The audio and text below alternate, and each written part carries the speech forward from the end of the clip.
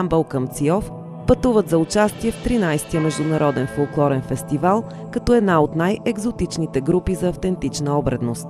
Международната фиеста започва с многоцветно дефиле по централната улица в града на съставите на Румъния, Македония, Мексико, Португалия, Сенегал, Южна Африка и Испания.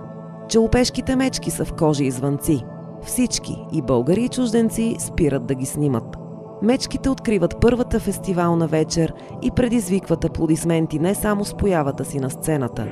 Те са музикалният фон на фестивала. –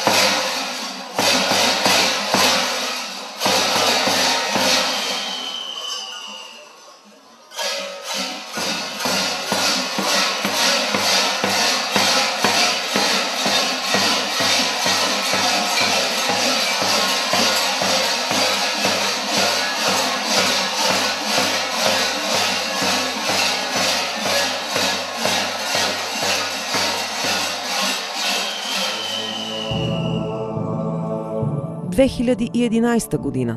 За 20-ти път международен фестивал в Перник.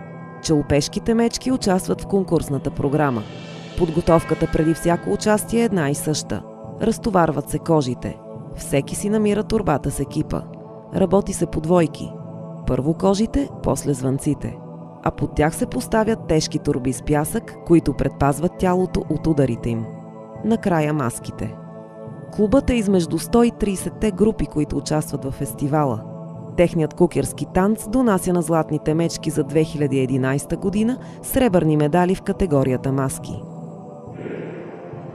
През февруари в старопрестолната столица Търново се провежда 9-та национална среща на Националната секция на Международния съвет на организаторите на фестивали за фолклор и традиционни изкуства. Във форума участват над 100 души – хореографи, организатори на фолклорни фестивали, представители на читалища и културни деятели. На срещата са наградени одобрените за представителни ансамбли на ЦИОВ за 2011-2014 година след проведения трети национален преглед.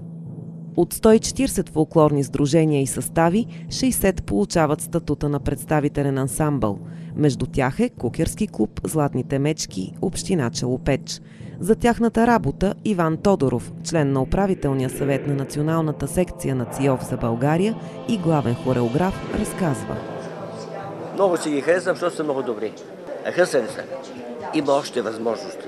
В самото изява, по време на изявата, да се направят някои трикове, които ще бъдат много интересни за зрителя, за самите изпълнители.